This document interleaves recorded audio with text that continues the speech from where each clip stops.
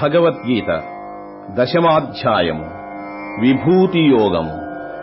యద్యద్విభూతిమత్సత్వం శ్రీమదూర్జితమేవ వా తత్తదేవావగచ్చత్వం మమ తేజోంశ సంభవం. ఏ వస్తువు ఐశ్వర్యయుక్తమై కాంతివంతమై మిక్కిలి ఉత్సాహంతో కూడి ఉంటుందో అదంతా నా తేజోంశం వల్ల కలిగినదిగానే నీవు తెలుసుకో.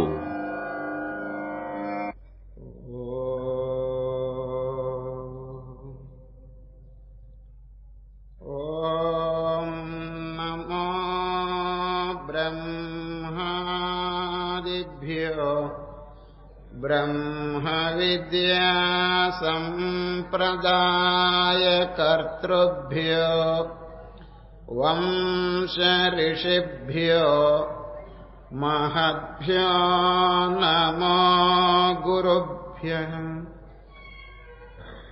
ఓం మంగళం గురుదేవాయ మహనీయ గుణాత్మనే సర్వలోకశరణ్యాయ సాధురూపాయ మంగళం. హరి ఓం. ఇప్పుడు భగవద్గీతలో ప్రవేశిస్తాం. ఈరోజు విభూతి యోగం 10వ అధ్యాయం.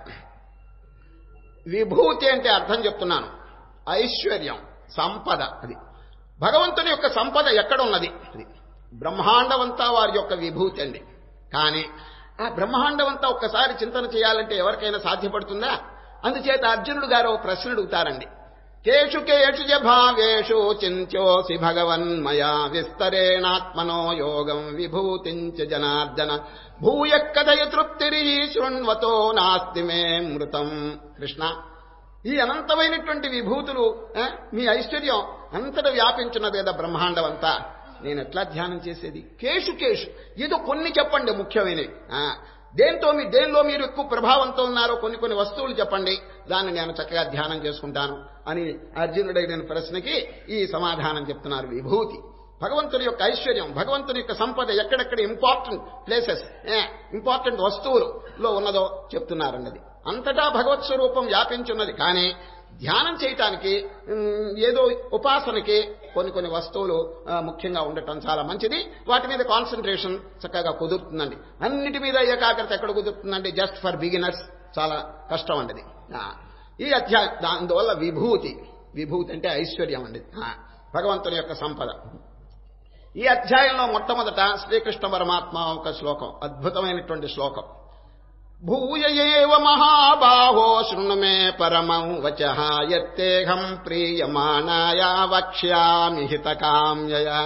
అర్జున, ప్రియమాణాయ, నేను చెప్తున్న వాక్యములు వింటుంటే మీరు పరమానందం పొందుతున్నారు. ఇక్కడ చూడండి, ఎటువంటి గురువు ఎటువంటి శిష్యుడు, ఈ కాంబినేషన్ చాలా అరుదండి. అనేక మంది గురువులు దొరకచ్చు, అనేక మంది శిష్యులు దొరకచ్చు.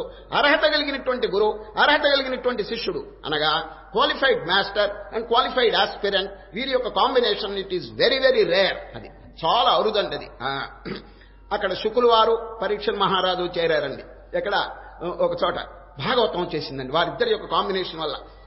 శుకులు వారు కేవలం అనుభూతి కలిగినటువంటి మహానుభావుడు. పరీక్షిత్తు తీవ్ర వైరాగ్యం. చూడండి, 7 రోజులే వారికి లైఫ్. అది 7 రోజుల్లో తక్షకుడని పాము వచ్చి వారిని కరిచేస్తుందండి. అటువంటి పరిస్థితిలో ఉన్నారు. రాజ్యం వదిలాడు, భోగాలు వదిలి అన్ని వదిలేసినాడు. ఎవరు? పరీక్షిత్. మోస్ట్ క్వాలిఫైడ్, వైరాగ్యం వారు, అనుభవం కలిగిన వారు. వారిద్దరి యొక్క కాంబినేషన్ వల్ల మన పంట పండిందండి మధ్యలో. భాగవతం అనేటువంటి మహోన్నతమైనటువంటి గ్రంథరాజ్యం మనకి లభించిందండి. అట్లాగే ఉదయం చూడండి, గురువైన వారు వశిష్ఠులు వారు. యోగ వాసిష్టం జరుగుతున్నదే వశిష్ఠ గీత. గురువైన వారు వశిష్ఠులు, శిష్యుడైన వారు శ్రీరామచంద్రుడు. 16 ఏళ్ల వయసులో ఉన్నారండి, చిన్న వయస్సు, బాల్యం. వారిద్దరి యొక్క కాంబినేషన్ వల్ల యోగ వాసిష్టం అనే 32,000 శ్లోకములతో కూడిన అద్భుత గ్రంథం లోకానికి లభించిందండి. అట్లాగే శ్రీకృష్ణ పరమాత్మ యొక్క అర్జునుడి యొక్క వారి యొక్క కలయిక చేత భగవద్గీత మనకి లభించింది. మన పుణ్యం పండింది అనమాట. అది ఇప్పుడు శ్రీకృష్ణ పరమాత్మ మొదట్లో చెప్తున్నారు. ఈ పదానికి అర్థం చూడండి, భూయ అని వాడారండి. ఒక పదం ప్రయోగం చేసినారు ఎవరో శ్రీకృష్ణ పరమాత్మ. భూయ అంటే ఏమిటి చెప్పండి సంస్కృతంలో? ఎగైన్, తిరిగి. అర్జున, మీకు అనేక ధర్మాలు ఇంతవరకు చెప్పినాను, I'm repeating the same thing again అంటున్నారు. తిరిగి వాటిని చెప్తున్నాను. చూడండి, సాహిత్యంలో చెప్పింది మళ్ళా చెప్పకూడదు, కానీ ఈ ఆధ్యాత్మిక క్షేత్రంలో గురువు అయిన వారు చెప్పింది మరల చెప్తుంటే శిష్యుని యొక్క హృదయంలో చక్కగా ప్రవేశిస్తుందండి. అందుచేత ఆ అర్జునులకు మరల చెప్పిన విషయాలే మరల చెప్తున్నారండి వారు. అందుచేత భూయ అనే ప్రయోగం చేశారు. భూయ ఏవ మహాబాహో శృణు మే పరమం వచః యత్తేహం ప్రీయమానాయ వక్ష్యామి హితకామ్యయా. అర్థమైందా? గురువైన వారు ఎంత ఆనందపడుతున్నారో చూడండి. నాయనా, నీకు తిరిగి చెప్తున్నాను. ఏమండి, ఎవరైనా మరల చెప్పాలంటే కొంచెం బాధపడవచ్చు, కానీ శ్రీకృష్ణ పరమాత్మ అట్లా అనుకోవటం లేదు. ఎందుకంటే ప్రియమానాయ, వీరు చెప్పిన వాక్యములు వింటుంటే వారికి పరమానందం కలుగుతున్నదండి. ప్రియమానాయ. భూయ ఏవ మహాబాహో శృణు మే పరమం వచః యత్తేహం ప్రియమానాయ వక్ష్యామి హితకామ్యయా. గురువు గారు భూయ అని వాడారు కదండి, ప్రయోగం చేశారు కదా. శిష్యుడు కూడా ఇదే పదం ప్రయోగం చేస్తారండి. ఎవరు? అర్జునుడు. భూయ ఏవ భూయ కథయ, అది కృష్ణ మళ్ళా చెప్పండి నాకు అని వారు అడుగుతున్నారండి. భూయ కథయ తృప్తిరిహి శృణ్వతో నాస్తి మే మృతం. మీ అమృతమును తాగుతుంటే నాకు ఏమి సాటిస్ఫాక్షన్ లేదు, ఇంకా తాగాలనేటువంటి భావన కలుగుతున్నది అంటున్నారు. చూడండి, శిష్యుడు భూయ అని ప్రయోగించినారు, గురువు భూయ అని. భూయ అంటే తిరిగి చెప్పండి, మళ్ళీ చెప్పండి. ఇటువంటి భావన ఎవరికి ఉంటుందండి? సోమరిగా ఉండే శిష్యుడికి ఉండదండి ఈ భావన. ఏదో ఒకసారి చెప్పారు వెళ్ళిపోదామనేటువంటి భావన సోమరికి ఉంటుంది, బద్ధకం కలిగిన వారికి. వీరట్లా కాదు. అర్జునుడు బాగా అభ్యాసం చేయాలి, మరల వినవలను, మరల జ్ఞాపకం పెట్టుకోవాలనేటువంటి భావన వారికి ఉందండి. శిష్యుని యొక్క లక్షణం ఏమిటి తెలుసండి? 2 శక్తులు ఉండాలండి. గ్రహణ శక్తి, ధారణాశక్తి. గురువు చెప్పింది చక్కగా గ్రహించడం, ఆ గ్రహించిన దాన్ని చక్కగా మననం చేయడానికి తగినటువంటి జ్ఞాపక శక్తి ఉండటం. ధారణాశక్తి అంటే మొదట్లో వినటం, తర్వాత అనుభవించటం, జీర్ణం చేసుకోవటం, ఎసిమిలేషన్ అంటారు. ఆహారం కేవలం తిన్నందువల్ల కాదండి, జీర్ణం కావాలి. అది రక్తనాళముల్లో ప్రవేశించాలి. అదేవిధంగా గురువు దగ్గర మొదట్లో వినవలను, ఆ వినదాన్ని మననం, నిధిధ్యాసనం చేయవలను శిష్యుడైనటువంటి వారు. ఇప్పుడు అర్జునుడు సరి అయినటువంటి అర్హత కలిగిన వారు కాబట్టి శ్రీకృష్ణ పరమాత్మ పదే వారికి చెప్తున్నారండి. భూయ ఏవ మహాబాహో శృణు మే పరమం వచః యత్తేహం ప్రియమానాయ వక్ష్యామి హితకామ్యయా. అట్లా కాకుండా ఏమండి, శిష్యుడు అయినటువంటి వారి గురువు మీద శ్రద్ధ లేకపోతే, విశ్వాసం లేకపోతే, గురువు మీద నమ్మకం లేకపోతే, గురువు కష్టపడి చెప్పినప్పటికీ కూడా వేస్ట్ ఆఫ్ ఎనర్జీ. అది గురువు గారు ఊరికే కంఠశ్రోష పెట్టుకోవాల్సింది తప్ప వీడి మనసులో, హృదయంలో ప్రవేశించింది. ఎందుకంటే వీడికి విశ్వాసం లేదు, నమ్మకం లేదు, వారి మీద గురి లేదు, శ్రద్ధ లేదు. మరి అటువంటిప్పుడు శిష్యుని యొక్క హృదయంలో ఎట్లా ప్రవేశిస్తుంది చెప్పండి? అది ఒక ఊరికి కొంచెం దూరంలో నుండి ఒక ఆశ్రమం ఉందండి. గురువు గారు ఉన్నారు, 10 మంది శిష్యులు ఉన్నారండి. ఆ ఆశ్రమానికి దాదాపు 15 మైళ్ళ దూరంలో ఒక గ్రామం ఉందండి. ఆ గ్రామంలో సప్తాహం మొదలు పెట్టారండి. భాగవత సప్తాహం 7 రోజులు బ్రహ్మాండంగా చేయాలని కమిటీ వాళ్ళంతా ఆలోచించినారు. ఉపన్యాసానికి ఎవరిని పిలుస్తాం అని ఆ ఆహ్వాన సంఘం వాళ్ళంతా ఆలోచించి, ఈ గురువు గారండి భలే బోధ చేస్తాడండి, బ్రహ్మాండంగా బోధ చేస్తారు. అందువల్ల ఈ కమిటీ వాళ్ళు ఇక్కడికి వచ్చారండి ఆశ్రమానికి. గురువు గారు, మా ఊళ్ళో సప్తాహం మొదలు పెట్టబోతాం, తమవంటి మహనీయులు కనుక ఉపన్యాసం చెప్తే జనం తండోపతన్నంగా వస్తారు, మా సప్తాహం చక్కగా జరుగుతుంది, దయచేయండి 7 రోజులు అక్కడ మీకు అన్ని ఏర్పాట్లు చేస్తాం. కానీ ఒక చిన్న విషయం, మీకు 10 మంది శిష్యులు ఉన్నారు, అందరినీ తీసుకురావద్దు, ఒక్కడిని తెచ్చుకోండి. 10 మంది వస్తే మాకు కొంచెం ఇది, ఒక్కడిని తెచ్చుకోండి అన్నారు. అంగీకరించారు ఎవరు? గురువు గారు రావటానికి. మీకు కావాల్సిన ఏర్పాట్లన్నీ మేము చేస్తాం, సరిగా రేపు పొద్దున్నే ఒక ఎద్దుబండి పంపిస్తాం, సాయంత్రం మీరు ఇక్కడ రాత్రి భోజనం చేసి మీరు బయలుదేరండి, రాత్రంతా ప్రయాణం చేస్తే పొద్దున్నే మా గ్రామానికి వస్తారు, ఆ రోజు నుంచి మేము సప్తాహం మొదలు పెట్టుకుంటాం అని అన్ని ఏర్పాట్లు కమిటీ వాళ్ళు చేశారండి. ఎద్దుబండి పంపించారు. ఇక గురువు గారండి ఆ రోజు రాత్రి శుభ్రంగా భోజనం చేసినారు. శిష్యుడు, ఒకే శిష్యుడు కదండి, వాళ్ళు చెప్పారు ముందుగా అందరినీ తీసుకురావద్దని. అప్పుడు ఆలోచించినాడు, ఏ శిష్యుడిని తీసుకొస్తాం వెంట? 10 మందిలో అద్భుతమైనటువంటి జ్ఞాపక శక్తి, తెలివి, కామన్ సెన్స్ కలిగిన వాడు ఎవడు అని ఆలోచించాడు ఎవరు? గురువు గారు. ఒకరిని సెలెక్ట్ చేశాడండి. ఎవరు? గురువు గారు. వాడికి ఎంత తెలివి ఉందో మీరు ఇప్పుడే గ్రహిస్తారు. కానీ ఇప్పుడు వాడు వెంటున్నాడు. ఇక సామాను ఎద్దుబండిలో వేశారండి. కమిటీ వాళ్ళ బండి వచ్చింది, ఎద్దుబండి. 7 సామానండి. గురువు గారికి ఏముంటుంది? దర్భాసనం, కమండలం, పుస్తకాలు, ఏదో కొద్దిగా గుడ్డలు, కమండలం ఇవన్నీ కూడా చక్కగా దాంట్లో వేసుకున్నారు. ఇక బయలుదేరుతున్నారు. ఎద్దుబండి బయలుదేరింది. రాత్రండి 8-9 బయలుదేరారు ఆశ్రమంలో. 15 మైళ్ళు పోవద్దండి. ఎద్దుబండి పోతున్నది. ఇక కొంత దూరం వెళ్ళిన తర్వాత 1 మైలు 2 మైళ్ళు గురువు గారికి నిద్ర వచ్చిందండి. గురువు గారికి నిద్ర వచ్చింది. అప్పుడు శిష్యుడితో చెప్తున్నాడు. అందరూ బండిలోనే ఉన్నారండి, గురువు శిష్యుడు సామాను. శిష్యుడితో చెప్తున్నాడు, రే నాయన నాకు నిద్ర వస్తున్నది, నువ్వు కూడా నిద్రపోయినా ఉంటే సామాను కింద పడిపోవచ్చు, అందువల్ల నువ్వు మేలుకో, నేను లేచే వరకు నువ్వు మేలుకో, సామాను కింద పడుతుందేమో జాగ్రత్తగా చూస్తూ ఉండు అన్నాడండి గురువు గారు. గురువు గారు పండుకున్నాడు. కొంచెం దూరం పోయిన తర్వాత అండి కమండలం కింద పడిపోయిందండి. గురువు గారి కమండలం వీడు తీయలేదండి. ఎందుకంటే గురువు గారు ఒక వాక్యం చెప్పారు, ఏదన్నా పడుతుంటే చూస్తూ ఉండు అన్నాడండి ఆయన. వీడు దాన్నే చూస్తున్నాడండి. ఎందుకంటే గురువాజ్ఞ పాలించద్దు మరి, దాన్నే చూస్తున్నాడు. దాదాపు 1 మైలు పోయిందండి. గురువు గారు లేచాడు. ఎవరా నాయన ఏమన్నా కింద పడిందా? శుభ్రంగా పడింది అన్నాడు. ఏం పడింది? మీ కమండలం పడి. తీసావాని మీరు చెప్తే కదండి, మీరు ఊరికే ఏదన్నా పడుతుందేమో చూస్తుండమంటే ఇప్పటికీ చూస్తూనే ఉన్నా నేను, అక్కడ ఉంది, 1 మైలు దూరంలో ఉంది అన్నాడు. 10 మందిలో సెలక్షన్ చేసి నేను ఇన్ని తెచ్చుకున్నానే, ఇంత మాత్రం కామన్ సెన్స్ లేదా? చూస్తుండమంటే తీయమని అర్థం. సరే అట్లాగేనండి అన్నాడండి. మరలా పండుకున్నాడు గురువు గారు. బండి పోతున్నదండి. కొంత దూరం పోయిన తర్వాత అండి ఎద్దు పేడ వేసిందండి. ఇక చూడండి, ఈ శిష్యుడు ఏది పడితే తీయమన్నాడు కదండి, ఆ పేడంతా తీసి బండిలో పారేస్తున్నాడండి వాడు. ఆ బండిలో కూడా చోటు లేదండి, అన్ని సామాను పుస్తకాలు పెట్టింది. గురువు గారు ముక్కు దగ్గర కొద్దిగా చోటు ఉందండి, అక్కడ తెచ్చి వేసేస్తున్నాడు వీడు. చూడండి, గురువు ఆజ్ఞ తప్పకుండా నెరవేరుస్తున్నాడండి వాడు. కొంత దూరం అయిన తర్వాత వాసన భరించలేక గురువు గారు లేచాడు. ఏమిట్రా పేడ? తమరి ఆజ్ఞ అన్నాడు. ఏది పడుతుందో తీయమన్నారు మీరు. చెప్పకుండా తీశాను, పడింది, అది పేడ కింద పడింది, తీశానన్నాడు.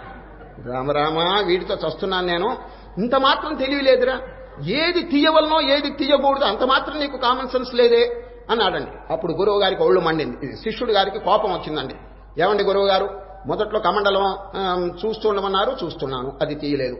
తర్వాత ఏం చెప్పారు? కింద పడ్డది తీయమన్నారు, నేను తీసివేశాను. దానికి చివాట్లు, దానికి రెండిటికి చివాట్లు పెడితే ఎట్లా చెప్పండి? ఇక ఈ గొడవంతా నాకొద్దు. ఏది పడితే తీయవలనో ఏది పడితే తీయకూడదో ఒక లిస్ట్ ఇవ్వండి అన్నాడండి వాడు. ఒక లిస్ట్. గురువు గారు అప్పుడే ఒక లైట్ పెట్టి ఒక లిస్టు రాసిచ్చాడు. తీయవలసిన వస్తువులు కమండలం, దర్భాసనం, పుస్తకములు, ఇవి గనక కింద పడితే తీయవలనో, తీయకూడని వస్తువులు పేడ, పంచతం, ఇవి తీయకూడదు అని లిస్టు రాసిచ్చాడండి. ఆ లిస్టు దగ్గరే పెట్టుకున్నాడు. గురువు గారు మళ్ళీ పండుకున్నాడండి. ఈ బండి పోవటంలో ఒక చిన్న కాలవ వచ్చిందండి, నీళ్లు ప్రవహిస్తున్న కాలవ. ఆ కాలవలో బండి పోతుంటే ఇట్లా వాలిందండి. బండి వాలితే గురువు గారు జారి కింద పడ్డాడండి. నీళ్లలో పడి కొట్టుకుపోతున్నాడండి గురువు గారు. అప్పుడు శిష్యుడండి లిస్టు చూస్తున్నాడు. లిస్టు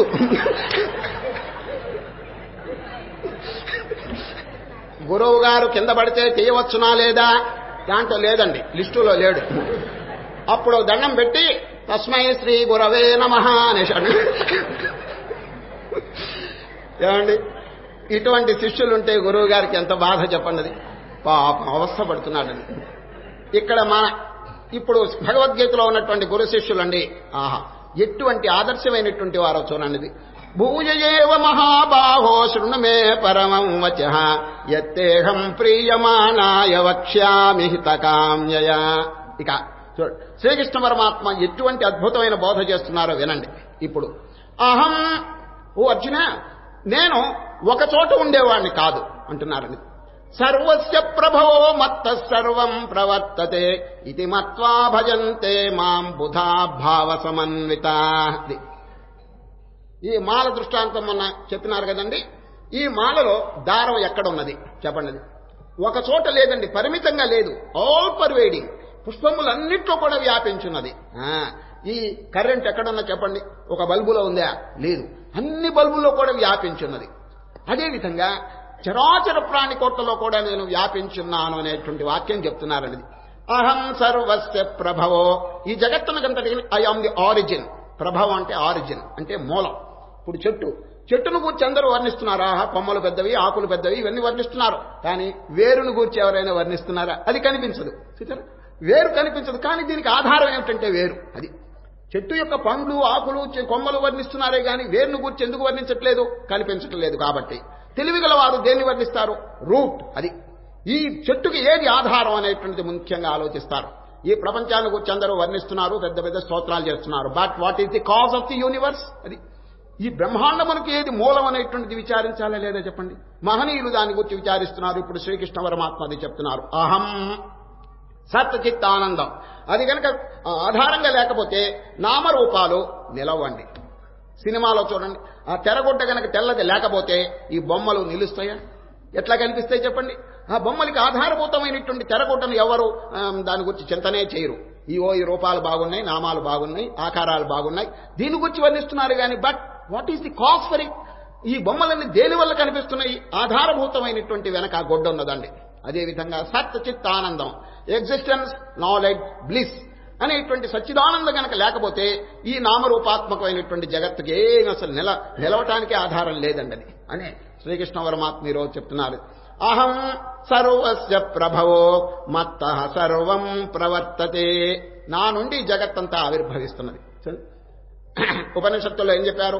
ఆత్మన ఆకాశ సంభూత, ఆకాశాద్వాయు, వాయోరగ్ని, అగ్నేరాప, అద్యః పృథివీ. అది అక్కడి నుంచి మొదలు పెడుతుందండి. ఆ సత్స్వరూపం లేకపోతే అసలు ఈ జగత్తే ఉండదన్నది. అందుచేత నేను ఈ జగత్తునకంతటికి ప్రభవ. అహం సర్వస్య ప్రభవో మత్తః సర్వం ప్రవర్తతే ఇది మత్వా భజంతే మాం. ఈ రహస్యం తెలుసుకున్నటువంటి మహనీయులు ఏం చేస్తారంటే బుధా భావ సమన్విత. అది ఎప్పుడు అవకాశం దొరికితే అప్పుడు ధ్యానం చేస్తుంటారు ఆ శాశ్వతమైనటువంటి వస్తువును. అహం సర్వస్య ప్రభవో మత్తః సర్వం ప్రవర్తతే ఇతి మత్వా. ఈ రహస్యం తెలుసుకుని భజంతే మాం బుధా భావ సమన్విత. అది చక్కగా నన్ను గురించి చింతన చేస్తున్నారు. ఏ విధంగా? భావ సమన్విత. ఊరికే నోటితో ఉచ్చరించడం కాదు, భావం కూడా కలుస్తున్నది వారికి. అది ఏదైనా మంత్రం జపం చేసేటప్పుడు కానీ ధ్యానం చేసేటప్పుడు కానీ అర్థం కూడా తెలుసుకోవాలని నేను పదే పదే మీకు చెప్తున్నాను. ఏ జపమైనా అర్థం ఓం నమ శివాయ. ఏమిటి దాని అర్థం? ఆ పరమశివునికి నమస్కారం. ఓం నమో నారాయణాయ, దాని అర్థం తెలుసుకోండి. ఆ నారాయణ స్వరూపునికి నమః, నమస్కారం. ఈ భావన కనుక దాంట్లో కలిస్తే అద్భుతమైనటువంటి పరిణామాలు కలుగుతాయండి. అట్లా కాకుండా ఊరికే నోటితో ఉచ్చరిస్తే కొంత పుణ్యం వస్తుంది కానీ ఏమండి ఆ భావం మనసులో లేనందువల్ల గొప్ప ఫలితం కలగదండి. సామాన్యమైనటువంటి పుణ్యం లభిస్తుంది. అది భావం కూడా ఉండాలని భావ సమన్విత అంటున్నారు. ఇది ఆ పరమాత్మ యొక్క స్వరూపం ఉండి చక్కగా బోధిస్తున్నారు. ఇప్పుడు ఒక చోట ఉండేవారు కాదండి, అణువులో కూడా. ఏమండి పాలలో వెన్న ఎక్కడ ఉంటుంది? మొన్న చెప్పాను కదా దృష్టాంతం. పాలలో వెన్న ఒక చోటు ఉంటుందండి? లేదు, పాలంతా నువ్వు వ్యాపించింది. అదేవిధంగా ఈ ఆకాశం ఎక్కడున్నా చెప్పండి? ఒక చోటు ఉన్నదా ఆకాశం? ఈ స్థూలమైనటువంటి ఆకాశమే ఇంత ఆల్పర్వేడింగ్గా ఉన్నప్పుడు ఏమండి దీనికంటే సూక్ష్మమైన ఇంకో ఆకాశం ఉందండి. దాని పేరేమిటి చెప్పండి? చిత్తాకాశం. ఇది భూతాకాశం. దీనికంటే మోస్ట్ సటిల్ మహాసూక్ష్మమైందండి మెంటల్ అట్మాస్ఫియర్, చిత్తాకాశం. దానికంటే మహాసూక్ష్మమైంది చిదాకాశం. చిత్ అంటే ప్రజ్ఞ. కేవలం ప్రజ్ఞతో కూడినటువంటి ఆకాశం. Nobody can explain it. దాన్ని ఎవ్వరు కూడా వర్ణన చేయలేరు, దాని గురించి ఏమీ చెప్పలేరు, అనుభవించవలసిందే. అది సరే. ప్రతి వారి యొక్క హృదయంలో ఉన్నటువంటి దేదీప్యమానమైన ఆత్మజ్యోతి అది అనుభవానికి సంబంధించిందే కానీ నోటితో ఎక్స్ప్లెనేషన్కి లేదు. ఒకవేళ చెప్పాలంటే మౌనం వ్యాఖ్య అంతే, ఫినిష్. మౌనమే. ది వాయిస్ ఆఫ్ సైలెన్స్ అంటారండి. The voice of silence. Silence also has some voice అంటాడు. సైలెన్స్ అంటే మౌనం. ఆ మౌనంతోనే ఒక భాష, దాని పేరు హృదయ భాష. చూచారు? హృదయ భాష అండి. భగవంతునితో ఏ భాషలో మాట్లాడాలో తెలుసండి, నోటి భాష కాదండి. ఇదంతా లాంగ్వేజ్, నోటి భాష. అది హృదయ భాష. ఆ భాషకి లిపి ఇటువంటిది ఏమీ లేదు. ఆ హృదయంతో ఇప్పుడు చూడండి ఆ భాష ఏమిటో చెప్తాను వినండి. చిన్న బిడ్డ ఉయ్యాల్లో పండుకుని ఏడ్చాడండి. వాడు ఏడ్చాడు. వెంటనే తల్లి వెళ్ళి పాలు ఇచ్చిందండి. ఏ భాషలో మాట్లాడాడు వాడు చెప్పండి? వాడు నాకు పాలు ఇయ్యి అమ్మా అని వాడు కేక వేసినట్లు అయిందండి. ఒట్టి ఏడుపే. ఆ ఒట్టి ఏడుపులో ఎంత అర్థం ఉన్నది తల్లి అప్పుడే గ్రహించింది వాడికి పాలు కావాలని చెప్పి. చూచారా? అది హృదయ భాష అండి. నోటితో ఏవి చెప్పకపోయినప్పటికీ వాడు అప్పుడే అందరికీ భాష బోధిస్తున్నాడని అర్థం అనమాట. హృదయ భాష. ఇప్పుడు ఇంకో దృష్టాంతం. కుక్కకి అన్నం పెట్టండి. కుక్కకి అన్నం పెడితే దానికి నోరు తెరిచి ఏం మాట్లాడదు కానీ తోక ఆడిస్తుందండి. తోక ఆడిస్తుందంటే ఏంటి? ఆహాహా అన్నదాత సుఖీ భవ అని అంటుందండి. అది తోకతో. అది తోకతో మాట్లాడుతున్నది అనమాట. అది ఒక ఆశ్రమానికండి, ఇక్కడ ఆంధ్రప్రదేశ్లో ఉన్న ఒక ఆశ్రమానికి దాంట్లో ఒక గురువు గారు ఉన్నారు. ఉత్తరప్రదేశ్ నుంచి ఒక సాధువు గారు వచ్చాడండి, ఉత్తరప్రదేశ్ నుంచి. ఈ ఆశ్రమంలో ఉండే గురువు గారికి వారికి సంభాషణ మొదలుపెట్టింది. ఉత్తరప్రదేశ్ అంటే అంత హిందీ అండి, అసలు తెలుగు లేదేం లేదు, అంత హిందీ భాష. ఈ గురువు గారికి కూడా హిందీ వచ్చండి. వారు ఆ సాధువు గారు ఇద్దరు సంభాషణ చేసుకుంటూ ఉంటే ఈ ఉత్తరప్రదేశ్ సాధువు గారు ఒక ప్రశ్న అడిగాడు గురువు గారిని. మహారాజ్, ఆప్కే ఆంధ్రప్రదేశ్ కే లోగ్ కిస్ భాషా మే హస్తే హై అన్నాడండి. మీ ఆంధ్రప్రదేశ్ లో ఏ భాషలో జనులు నవ్వుతారు అన్నాడండి వాడు, ఆయన గారు సాధువు గారు. ఈ గురువు గారికి ఏం అంతుపట్టలేదు, ఏంటి నవ్వటానికి భాష ఏమిటి, ఈయన ఇట్లా అడిగాడేమిటి, కిస్ భాషా మే హస్తే అంటాడని ఏమి తోచగా ఇంకో ప్రశ్న అడిగాడు. మహారాజ్, ఆప్కే ఉత్తరప్రదేశ్ మే కిస్ భాషా మే రోతే హై అన్నాడండి. మీ దేశంలో ఏ భాషలో ఏడుస్తారో చెప్పండి అన్నాడండి. ఆ దెబ్బతో మౌనం వహించారు. అయ్యా, నవ్వుకు గాని ఏడుపుకు గాని భాష లేదండి, హృదయ భాష. భగవంతునితో హృదయ భాషతోనండి మనం మాట్లాడాల్సింది. అసలు నోటితో మనం ఏమి చెప్పకపోయినా we can contact God with the heart. అది హృదయ భాష అండి. ఆ హృదయంలోనే పరమాత్మ వెలసిల్లుతున్నాడు. అది అందుచేత ఈ ప్రేమ, దయ, కరుణ, పరోపకారం, అహింస ఇటువంటి ఉదాత్తమైనటువంటి గుణాలు గనక మనం అభ్యసిస్తే భగవంతుడు చక్కగా అనుభవానికి వస్తాడండి. అది హృదయం అండి తెల్లగా సఫేద్గా సత్వగుణంగా గనక ఉంటే అక్కడ భగవంతుని యొక్క ఆవిర్భావం చక్కగా మనకి అనుభవానికి వస్తుందండి. కానీ జన్నుకట్ల లేదే, కఠోరం, రాజసికం, తామసికం, కామ, క్రోధ, లోభ ఇటువంటి దరిద్రమైనటువంటి గుణాలన్నీ ఇక్కడ చేర్చుకుంటే ఆ కఠినమైనటువంటి దాంట్లో దుమ్మున్నటువంటి అద్దం ఏ ప్రకారంగా కనిపించదో భగవంతుని యొక్క అనుభవం కలగనే కలగదండి. అది సరే, అందుచేత చక్కని శ్లోకం చెప్తున్నారు ఈరోజు. అహం సర్వస్య ప్రభవో మత్త సర్వం ప్రవర్తతే ఇది మత్వా భజంతే మాం బుధా భావ సమన్విత. భగవంతుని యొక్క సర్వవ్యాపకత్వాన్ని గురించి చక్కగా ప్రబోధం చేస్తున్నారు. నేను లేని చోట్లేదు, సర్వత్రా అణువులో కూడా నేను వ్యాపించున్నాను. I'm the cause of the whole world. అది ఈ ప్రపంచానికంతటికి నేను ఆధారభూతమైనటువంటి వాడిని. ఆ విధంగా గనక విషయం తెలుసుకుంటే ఒకరి మీద ద్వేషం ఎట్లా కలుగుతుంది చెప్పండి. అంతటా ఇప్పుడు రేపు అధ్యాయం ఏమిటి తెలుసండి వచ్చేది? విశ్వరూప సందర్శన యోగం. విశ్వరూపం భగవంతుని యొక్క స్వరూపం ఒక చోట లేదండి, విశ్వమంతైను వ్యాపించున్నది. అనేక బాహూదరవత్ర నేత్రం. ఓ కృష్ణ, నీ చేతులు నీ కాళ్ళు ఇక్కడ కాదు, ఒక చోట కాదు, అంతటా వ్యాపించున్నాయి అని అర్జునుడు చక్కగా స్తోత్రం చేస్తారు.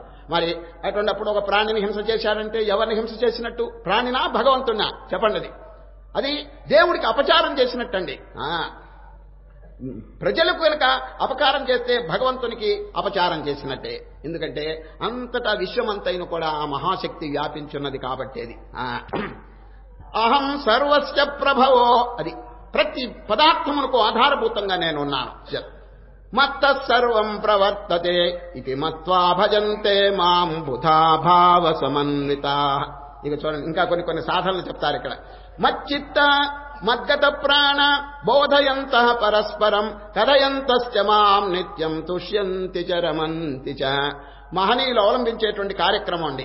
మోక్షం పొందటానికి ఏమండి తీవ్రమైనటువంటి అభ్యాసం ఉండాలండి. అది ఏదో కొద్దిసేపు కొద్దిగా ధ్యానం చేసి వదిలిపెట్టడం కాదండి. అది ఎప్పుడెప్పుడు అవకాశం ఉంటుందో అప్పుడప్పుడు చక్కగా ఈ ఆధ్యాత్మికమైనటువంటి కార్యక్రమాల్ని అమలు పెట్టాలన్నది. ఎందుకంటే అభ్యాసం గనక లేకపోతే మనస్సు లొంగదండి. అనేక జన్మల్లో కూడగట్టుకున్నటువంటి పాడు వాసనలు, దుర్వాసనలు, దుస్సంస్కారములు, దురలవాట్లు, దురభ్యాసములు ఇవన్నీ కూడా జితించున్నటువంటి మనస్సును ఒక పర్యాయం జయించాలంటే ఇట్స్ నాట్ ఎ జోక్. అది ఇట్ టేక్ సమ్ టైం. అది మనం రెగ్యులర్గా అది కనుకనే శ్రీకృష్ణ పరమాత్మ రెగ్యులారిటీ కీపప్ చేయడానికి ఈ శ్లోకం చెప్పారండి. ఇది మచ్చిత్త. అది వారి మనస్సు నాయందే ఉంచుతారు. చూడండి, మహనీయులు ఇటువంటి పరిగెత్తనీయకుండా మనస్సును నాయందే ఉంచుతారు. మచ్చిత్త మద్గత ప్రాణ బోధయంత పరస్పరం కథయంతశ్చ మాం నిత్యం తుష్యంతి చ రమంతి చ. అది అయితే ఈ సాధనలన్నీ ఎప్పుడు చేయవలను అనే ప్రశ్న వస్తుందండి. ఏమండి, కొందరు అనుకుంటారు ఏదో వ్యవహారం అంతా పూర్తయిన తర్వాత, చివరికి ముసలితనంలో రిటైర్ అయిన తర్వాత, అన్ని గొడవలు తీర్చిన తర్వాత, పిల్లలందరికీ పెళ్లిళ్ళు అయిన తర్వాత అప్పుడు నేను భగవంతుని ధ్యానం చేస్తానని కొందరు అనుకుంటారు. భగవద్గీతలో అట్లా చెప్పలేదండి. అది ఎందుకంటే నెక్స్ట్ మూమెంట్లో ఏ యాక్సిడెంట్, ఏ ట్రాజెడీ, ఏ ప్రమాదం జరుగుతుందో ఎవరికైనా తెలుసునండి. పేపర్ చదువుతున్నారు కదా, ఎన్నెన్ని మహాప్రమాదాలు, ఏం జరుగుతుందో తెలియదు. కాబట్టి ది సోనర్ ది బెటర్. అది ఎంత శీఘ్రంగా భగవంతుని పొందటానికి మనం ప్రయత్నం చేస్తే అంత మంచిదండి. అది ఒక మహనీయుడు ప్రార్థన చేస్తాడు చూడండి. దేవ త్వదీయ పద పంకజ పంజరాంతమద్యైవ మే విశతు. ఓ దేవా, నీ పాదపద్మముల మీద నా మనస్సు ఇప్పుడే ఉంచుగాక. ప్రాణప్రయాణ సమయే కఫవాత విత్తై కంఠావరోధన విధౌ స్మరణం కుతస్తే. అది అంత్యకాలంలో కఫవాతములు పడితే నిన్ను ఎట్లా స్మరణ చేసేది? ఇప్పుడు మంచి ఆరోగ్యంగా ఉంది, ఇప్పుడే నిన్ను ధ్యానం చేయుగాక. ఎంత చక్కని వాక్యం చూడండి. మళ్ళీ చెప్తున్నాను. దేవ త్వదీయ పద పంకజ పంజరాంతమద్యైవ మే విశతు మానస రాజహంస ప్రాణప్రయాణ సమయే కఫవాత విత్తై కంఠావరోధన విధౌ స్మరణం కుతస్తే. అందుచేత ఎంత శీఘ్రంగా మానవుడు ఆ భగవత్ చింతన చేసుకుంటే అంత మంచిదండి. పుణ్యం అనేటువంటి ధనం ఎంత శీఘ్రంగా ఆర్జించుకుంటే అంత మంచిది. అయితే శ్రీకృష్ణ పరమాత్మ ఒక వాక్యం చెప్పారు మొన్న 8వ అధ్యాయంలో. అంత్యకాలం ఏ స్మరణ ఉంటుందో రాబోయే జన్మ దాని మీద ఆధారపడి ఉంటుందని ఒక వాక్యం చెప్పారు కదండి. యం వాపి స్మరన్ భావం త్యగత్యంతే కలేబరం తం తమేవైతి కౌంతేయ సదా తద్భావ భావితః. మరి కొందరు అట్లా అనుకుంటారు, ఏమండి ఆ అంత్యకాలంలో నేను భగవంతుని స్మరణ చేస్తాను, మంచి రాబోయే జన్మ చాలా అద్భుతంగా వస్తుందని కొందరు అనుకోవచ్చు. కానీ ఒక ప్రశ్న, అంత్యకాలం అనేది తెలుసునా ఎవరికైనా? చెప్పండి. Is there any guarantee of life? చెప్పండి. ఇగో ఫలానప్పుడు నాకు ఈ ప్రాణవాయువు ఎగిరిపోతుందనేటువంటి విషయం ఎవరికైనా తెలుసునా? లేదు కదా. మరి తెలియనప్పుడు శ్రీకృష్ణ పరమాత్మ ఏం చెప్పారు తెలుసండి. తస్మాత్ సర్వేషు కాలేషు మాం మనుస్మరయుధ్య చ. ఎల్ల కాలమునందు ఇప్పుడు ఆరోగ్యంగా ఉంది, go on begin at once. అది ఇటువంటి టైంలోనే తస్మాత్ సర్వేషు కాలేషు, జీవితంలో బాల్యము యవనము ఈ అన్ని కాలములు కూడా భగవచ్చింతనికి వాడుకోండి అన్నారని. తస్మాత్ సర్వేషు కాలేషు మా మనుస్మరయుధ్య చ. శ్రీకృష్ణ పరమాత్మ అభ్యాసం చేయమంటున్నారండి. మచ్చిత్త, వారు చెప్పిన అభ్యాసం వినండి. మచ్చిత్త మద్గత ప్రాణ బోధయంత పరస్పరం. అది మహనీయులైన వారు తమ జీవిత కాలంలో చక్కగా నామం లేక విచారణ ఇవన్నీ అవలంబిస్తూ పరస్పరం ఒకరికొకరు బోధ చేసుకుంటారటండి. సరే, బోధయంత పరస్పరం అంటే 2-3 మహనీయులు చేరి చక్కగా ఆత్మ విచారణ. సరే, ఆ ఆధ్యాత్మికమైనటువంటి విచారణ ఇది చాలా అవసరం అండి. ఇప్పుడు మీ ఫ్యామిలీలో కూడా అందరూ కొంచెం చక్కగా ఆధ్యాత్మిక ప్రవృత్తి కనుక కలిగి ఉంటే తీరిగ్గా ఉన్నప్పుడు అందరూ కూర్చుని ఏదైనా ఒక గ్రంథం చక్కగా విచారణ చేయొచ్చండి. భగవద్గీత గాని ఉపనిషత్తులు గాని ఏదైనా ఒక చక్కని ఒక గ్రంథం విచారణ చేసుకుంటే చాలా మంచిదండి. బోధయంత పరస్పరం. చూడండి, ఎవరైనా 2-3 చేస్తే ఒట్టి లోకాభిరామాయణం, టైం అంతా వృధా అయిపోతున్నదండి. కాలక్షేపం అంటారు. కాలక్షేపం అంటే అండి క్షిప్ క్షిప్ అంటే త్రో, కాలాన్ని ఊరికి తోచవతలు బారేస్తున్నారు. They are wasting that time అని పెద్దలు చెప్తున్నారు. కాబట్టి ఏదో కొంచెం పుణ్యం అనే ధనం ఆర్జించడానికి సాధన చేయాలండి. ఆ సాధన యొక్క వివరం శ్రీకృష్ణ పరమాత్మ కూడా చెప్తున్నారు. మచ్చిత్త, చిత్తం అంటే మనస్సు, బయటికి పరిగెత్తేటువంటి మనస్సుని వీరు నెమ్మదిగా లోపలికి తీసుకొస్తున్నారు. అంతర్ముఖం. మత్ అంటే ఏంటి? పరమాత్మ యందు పరిగెత్తేటువంటి మనస్సును నెమ్మదిగా లోపలికి తీసుకొస్తున్నారు. మచ్చిత్త మద్గత ప్రాణ బోధయంత పరస్పరం. పరస్పరం ఒకరికొకరు ఇటువంటి బోధలే చేసుకుంటున్నారు. టైం వేస్ట్ చేయటం లేదండి. సరే, సద్వినియోగం చేసుకుంటున్నారు. కనుక ఏ టైంలో ఏ ప్రమాదం వస్తుందో ఎవరికి తెలియదు కదండి. అందుచేత ఎప్పుడు కూడా వారు జాగ్రత్తగా ఉంటారు. ఇప్పుడు చూడండి, ఒక పల్లెటూరు వాడు ట్రైన్ ఎప్పుడు వస్తుందో వాడికి తెలియదండి. పల్లెటూరు వాడు షెడ్యూల్ టైం, వాడికి ఏమి రైల్వే గైడ్ ఏమీ లేదు. అప్పుడు వాడు ఏం చేస్తాడు చెప్పండి? పల్లెటూరు వాడు టైం తెలియదు, తెలిసిన వాళ్ళేమో గైడ్ చూసి కరెక్ట్ గా టైం ప్రకారం పోతారు. పల్లెటూరు వాళ్ళకి తెలియదు కాబట్టి వాడు ఏం చేస్తాడంటే ముందుగానే వెళ్లి ప్లాట్ఫారం మీద కూర్చుంటాడు. వాడు సిద్ధపడతాడండి ప్రయాణానికి. రైలు గారు మీరు ఎప్పుడైనా రాండి, ఐఆమ్ రెడీ అంటాడండి వాడు. ఆ విధంగా యమధర్మరాజు ఎప్పుడు వస్తాడో ఎవరికి తెలియదు కదండి. కనుక దానికోసం సిద్ధపడాలండి. అది వీ హ్యావ్ టు ఫేస్ యమ. అది ధర్మమును బాగా ఆచరిస్తే ఇంకా యమునితో సంబంధం ఏమిటండి? అది భగవద్గీతను కొంచెం అధ్యయనం చేసినా యమునితో సంబంధం లేదని చెప్పి శంకరాచార్యులు గారు చెప్పలేదు. భగవద్గీత కించిదధీత గంగాజలలవ కణికాపీత సకృదపి ఏన మురారి సమత్యా తస్య కరోతి యమోపి న చర్చాం భజ గోవిందం భజ గోవిందం. యమోపి న చర్చాం. ఆ యముని యొక్క చర్చే ఉండదు ఎవరికి, ఇటువంటి పుణ్యాత్ములకి, ఆ గీతాది గ్రంథములను అధ్యయనం చేసేటువంటి వారికి. కనుక ఏ టైం ఏ ప్రమాదం వస్తుందో ఎవరికి తెలియదు. కాబట్టి శీఘ్రంగా దానికి ఉపక్రమించండి అని చెప్పి శ్రీకృష్ణ పరమాత్మ ప్రబోధం చేస్తున్నారు.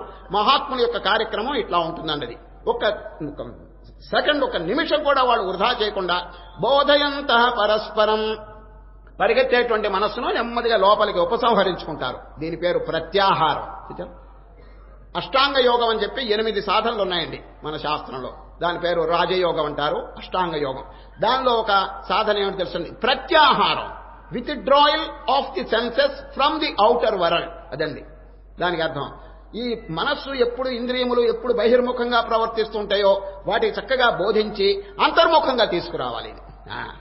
అయితే ఒక ప్రశ్న ఇక్కడ ఉదయిస్తుంది. ఏమిటంటే, కొందరు అడుగుతున్నారు, ఏమండి మనస్సును బయట నుంచి లోపలికి తీసుకొచ్చి ఆత్మలో స్థాపించమని చెప్తున్నారు కదా, గీతలో కూడా చెప్పారు, ఆత్మ సంస్థం మనఃకృత్వా నకించిదపి చింతయే.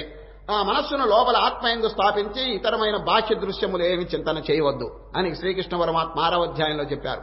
దానికి కొందరు ఏమంటున్నారంటే, ఏమండి అక్కడ మాకు రుచి లేకపోతే కదా ఇక్కడికి మళ్ళీ రావాల్సింది, మాకు తింటే తాగితే విషయములు అనుభవిస్తే పరమానందంగా ఉన్నది, అక్కడి నుంచి మనస్సును ఇక్కడికి ఎందుకు తేవాలి, మేము సుఖం అనుభవిస్తున్నాం, we are enjoying happiness they are in the outer world, why should we withdraw అని చెప్పి వాళ్ళు ఎదురు తిరుగుతున్నారండి కొందరు. మాకు ఇదే ప్రశ్న అండి అమెరికాలో వివేకానంద స్వామిని, అక్కడ వివేకానంద స్వామి బోధ చేస్తుంటే అమెరికాలో ఒక ఆయన లేచాడండి సభలో.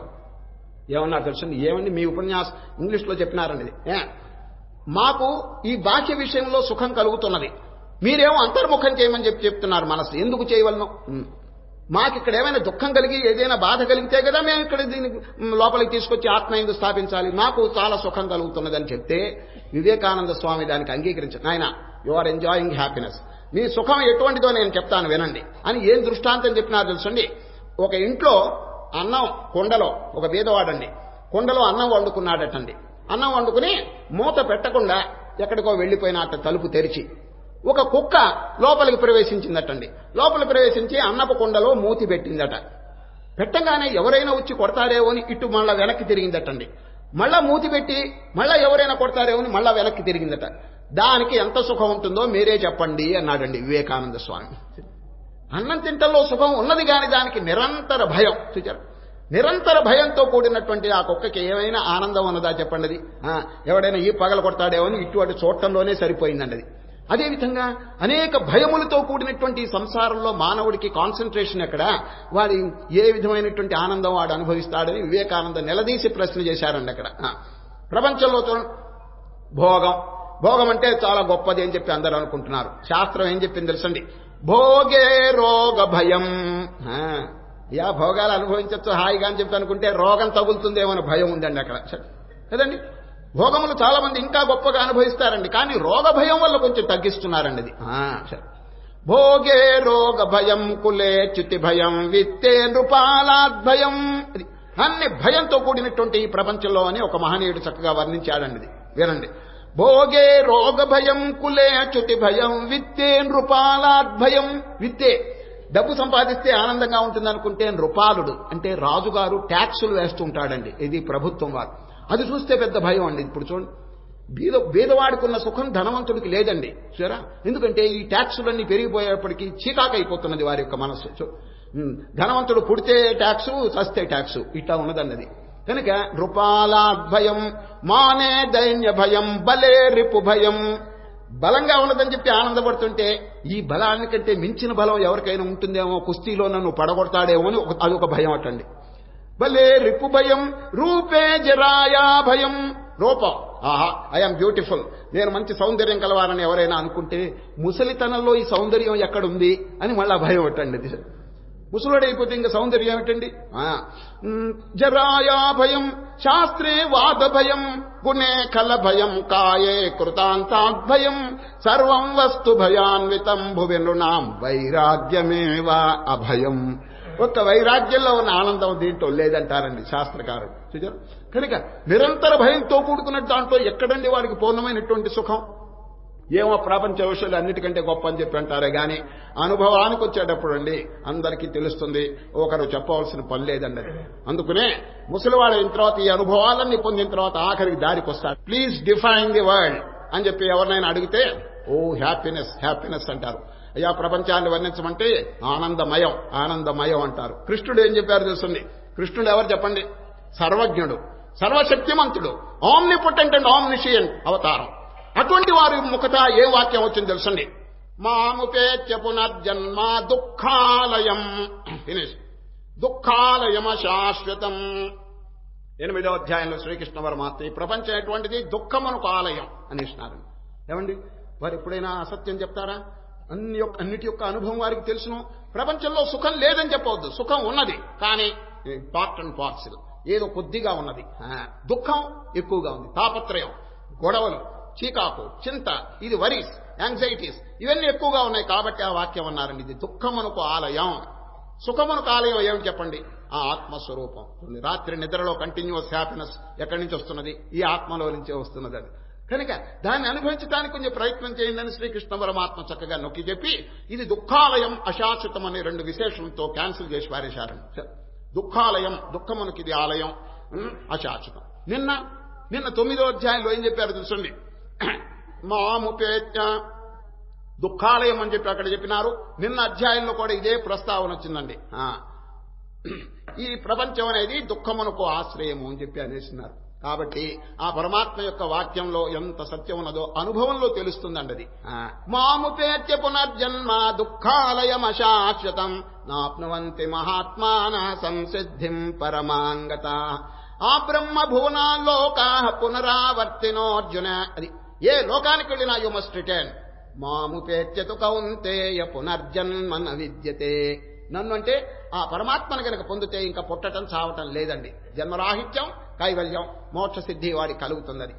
ఈ విధంగా శ్రీకృష్ణ పరమాత్మ చెప్పి ఇప్పుడు ఒక మహత్తరమైనటువంటి బోధ చేస్తున్నారు. ఏమిటంటే చాలా మందికి ఒక సంశయం కలుగుతున్నదండి. సరే ఏమండి, ఏదో మీరు మిమ్మల్ని ధ్యానం చేస్తాం, మరి మా యొక్క యోగక్షేమాలు, మాకు ఇతరమైనటువంటి అవసరాలు చాలా ఉన్నాయి కదా, అవన్నీ మీరు కాపాడతానని చెప్పినారు కదా, మరి ఈ ఆత్మజ్ఞానం పొందటానికి భక్తి చాలా అవసరం అని చెప్పి ప్రబోధం చేస్తున్నారు. ఏమండి, జ్ఞానం చేతనే మోక్షం వస్తుందని చెప్పి కొన్ని శాస్త్రములు చెప్తున్నాయి. మేము ఇప్పుడు ఏమి అవలంబించాలని చెప్పి కొందరు అడుగుతుంటే శ్రీకృష్ణ పరమాత్మ నాయన మీరు ముందు భక్తి మార్గమును చక్కగా ఆశ్రయించండి. ఆ భక్తి చేత మీకు ఆత్మజ్ఞానం కలుగుతుంది. నేను సిద్ధంగా ఉంటాను, మీ హృదయాన్ని పరీక్షిస్తుంటాను. మీ యొక్క హృదయం ఎప్పుడు అర్హత కలిగి ఉంటుందో, భక్తిలో కర్మ మార్గంలో ఆరితేరుంటుందో, నేను మీకు కావలసిన ఆత్మవిచారణ అనేటువంటి జ్యోతిని నేను వెలిగిస్తాను అంటాడు. చూడండి, ఆత్మజ్ఞానం అనేది దీపంగా వర్ణిస్తున్నారండి. అది తేషాం సతతయుక్తానాం భజతాం ప్రీతిపూర్వకం. ఎవరు ప్రీతిపూర్వకంగా నన్ను చింతన చేస్తున్నారో నేను జాగ్రత్తగా చూస్తుంటాను. దదామి. అది వారికి కావలసినటువంటి ఆత్మజ్ఞానం నేను సప్లై చేస్తాను. అది ఏనాటికైనా జ్ఞానం చేత మోక్షం అండి. కానీ ఆ జ్ఞానం అనేది ఎవరికి కలుగుతుంది? భక్త్యా జ్ఞానం ప్రజాయతే. అది ఆ భక్తి చేత ఈ జ్ఞానం కలుగుతుందని శ్రీకృష్ణ పరమాత్మ నాయన మీరు భక్తి మార్గంలోనే చక్కగా ప్రవేశించండి, బాగా చింతన ధ్యానం ఇవన్నీ చేసుకోండి. ఆ ఒక టైం వచ్చినప్పుడు మీ హృదయం పరిపక్వమైనప్పుడు నేను ఆత్మజ్ఞానం మీకు ఇస్తాను అని చెప్తున్నాడు. తేషాం సతతయుక్తానాం భజతాం ప్రీతిపూర్వకం దదామి. నేను మీకు ఇస్తాను. దదామంటే ఐ షాల్ గివ్, తప్పకుండా మీకు ఇస్తాను. ఏది? ఆత్మజ్ఞానం. ఆ ఆత్మజ్ఞానం అందరికీ మొదట్లో కుదరదండి. భగవంతుడెవరో, ఆత్మేమిటో అనాత్మేమిటో అంత సరిగా తెలియదు. ఎవరికి తెలుస్తుంది?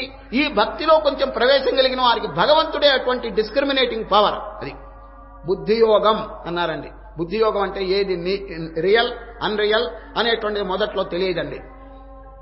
ఆ పరమాత్మ యొక్క అనుగ్రహం చేత అది తెలుస్తుంది. ఆ అనుగ్రహం ఎట్లా వస్తుంది? భక్తి చేత వస్తుంది. మీకు బాగా అర్థమైందండి. కొందరు ఈ ప్రశ్న అడుగుతారండి, ఏమండి మేమేదో విగ్రహాన్ని పూజ చేస్తున్నాం, దేవాలయంలో ఏదో పటాన్ని పూజ చేస్తున్నాం, మాకు ఈ ఆత్మజ్ఞానం ఎట్లా కలుగుతుంది అని అడిగిన వారందరికీ సమాధానం అండి, నాయన ఫాలోయింగ్ తప్పకుండా ఆ విధంగానే చేయండి.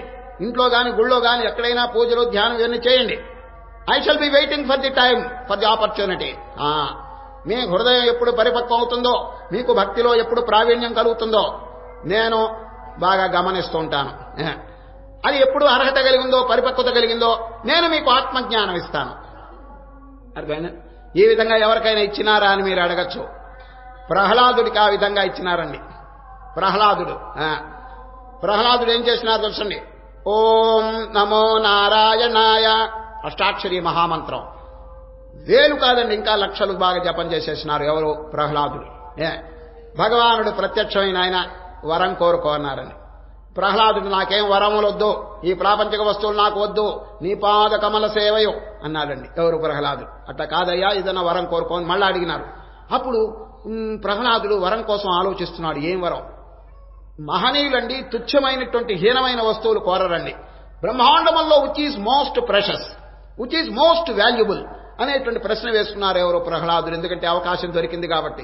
చిన్న చిన్న వస్తువులు ఎవరైనా అడుగుతారండి. అందుచేత ప్రపంచంలో అన్నిటికంటే విలువైన వస్తువు ఏది అని ఆలోచిస్తుంటే తెగలేదండి. ఎందుకనగా ఏది ఆలోచనకు వస్తే అది కాలగర్భంలో నశించిపోయేటట్టుగా ఉన్నదండి. అది కదా, ఇంద్ర పదవి, చంద్ర పదవి, సూర్య పదవి, ఇంకా ఇతరమైన రాజ్యం, చక్రవర్తి, ఇదంతా కూడా కాలగర్భంలో నశించిపోతే అటువంటి తుచ్చమైనటువంటి క్షణికమైన వస్తువులు నేను ఎందుకు కోరాలి అనే సంకల్పం కలుగుతున్నది. ఏమి తెగలేదు.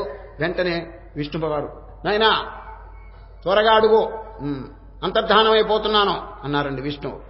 రామరామ, ఇక్కడేమో తెగలేదు. వస్తువు ఏది, మంచి వస్తువు ఏమి స్ఫురణకి రాలేదు.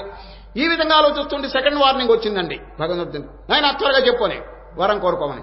అప్పుడు ప్రహ్లాదులో ఒక వాక్యం చెప్పాడు. నారాయణ, థర్డ్ వార్నింగ్ ఎప్పుడు ఇప్పించుకోకూడదు అని ఏం చెప్పారంటే, ఓ మహాత్మా, ప్రపంచంలో అన్నిటికంటే విలువైన వస్తువు ఏదో నాకు అర్థం కావటం లేదు, మీరే ఆలోచించి నాకు ఇవ్వండి అన్నాడండి.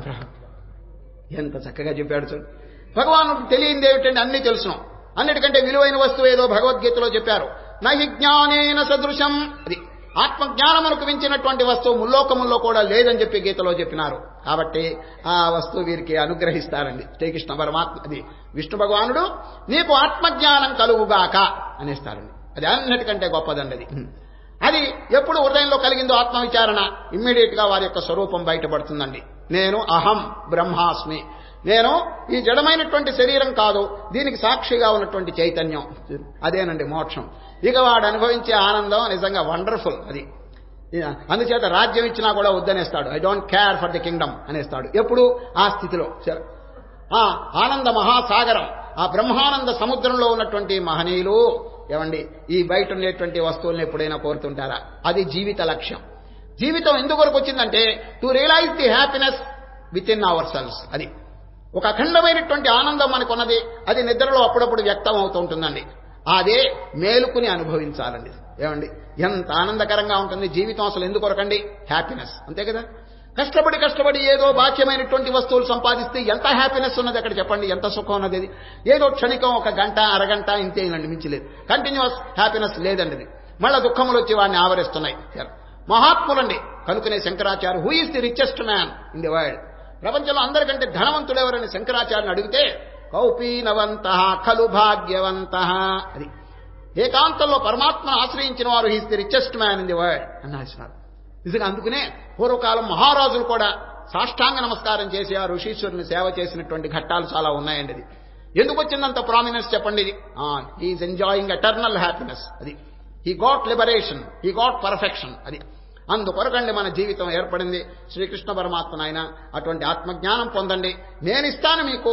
Go and prepare your self. అది మీ హృదయాన్ని పరిపక్వం చేసుకోండి, పరిశుద్ధం చేసుకోండి, నేను ఆత్మజ్ఞానాన్ని మీకు ఇస్తానని చెప్పేసి ఇప్పుడే భగవద్గీతలో చెప్పి దీపం వెలిగిస్తానంటున్నారు. దీపం అనేటువంటి పదం ప్రయోగించినారు. తేషామేవ అనుకంపార్థం అహమజ్ఞానజం తమః నాశయామ్యాత్మభావస్థో జ్ఞానదీపేన భాస్వత. భాస్వత అంటే ప్రకాశమైన జ్ఞానదీపం నేను వెలిగిస్తానన్నారు. ఏ విధంగా అద్భుతమైనటువంటి బోధలు చేస్తుంటే అర్జునుడు గారు నమస్కారం చేశారు. మహాత్మా, ఆహా ఎంత అద్భుతమైనటువంటి విషయాలు చెప్పినారు. ఇప్పుడు నాకు ఒక అభిలాష ఉన్నది. ఏమిటంటే మీరు ప్రధానంగా ఏ ఏ వస్తువులో ప్రకాశిస్తున్నారో కొంచెం దయచేసి సెలవివ్వండి. బ్రహ్మాండమంతా మీరు వ్యాపించినారని చెప్పారు మీరు, మంచిదే. ఎట్లా నాకు ఆ కాన్సన్ట్రేషన్ ఎట్లా నిలుస్తుంది? కాబట్టి కొన్ని పర్టిక్యులర్ ప్లేసెస్, అది కొన్ని ముఖ్యమైనటువంటి వస్తువులు చెప్పండి. కేషు కేషు చ భావేషు చింత్యోసి భగవన్మయ విస్తరేణాత్మనో యోగం విభూతించ జనార్దన భూయ కదయ తృప్తిరి శృణ్వతో నాస్తి మే అమృతం. మీ బోధ వింటుంటే నాకు పరమానందంగా ఉన్నది, అమృతం తాగినట్టుగా ఉన్నది, ఇంకా చెప్పండి అనే కొన్ని విభూతులు, అనగా భగవానుని యొక్క ఐశ్వర్యం ఎక్కడ ప్రధానంగా ఉన్నదో చెప్పమన్నారు. వెంటనే శ్రీకృష్ణ పరమాత్మ జనరల్ గా చెప్తున్నారన్నది. సరే, అహమాత్మా గుడాకేశ సర్వభూతాశయ స్థిత అహమాదిశ్చ మధ్యం చ భూతానాం అంత ఏవ చ. అది అర్జున, నేను సమస్త భూతకోట్లలో ఒక చోట పరిమితంగా కాకుండా అంతటా వ్యాపించున్నానని ఒకసారి జనరల్గా చెప్పేశారండి. చెప్పి పర్టికులర్గా చెప్తున్నారు ఒక్కొక్క విషయం. అది మొదట్లో నేను లేని చోటే లేదు, అంతటా వ్యాపించున్నాను, కానీ కొన్ని ముఖ్యమైనటువంటి చోట్లు చెప్తున్నాను విను. నదులండి, కావాల్సిన నదులు ఉన్నాయి. ఏ నది అన్నిటికంటే గొప్ప ప్రభావం కలదంటే శ్రోతసామస్మి జాహ్నవి అంటాడు. జాహ్నవి అంటే గంగ. గంగానదిలోనే, అందుచేతనే ఇప్పుడు అందరూ గంగానదికి ప్రయాణం అయిపోయి స్నానాలు చేస్తుంటారండి, సరే. తర్వాత చెట్లు, చాలా చెట్లు ఉన్నాయి కదా. ఏ చెట్టులో ఎక్కువ ప్రభావంతో ఉంటారంటే రావి చెట్టు అని చెప్పారండి. అశ్వత్థ సర్వవృక్షాణం, అది ఇప్పుడు ఎక్కడైనా రావి చెట్టు కనిపిస్తే ప్రదక్షిణం చేస్తారండి కదండి. ఏదైనా రావి చెట్టు కనిపిస్తే ప్రదక్షిణం. ఏమంటే కుంకుడు చెట్టుకి ఎవరైనా తిరుగుతారా చెప్పండి? లేదండి.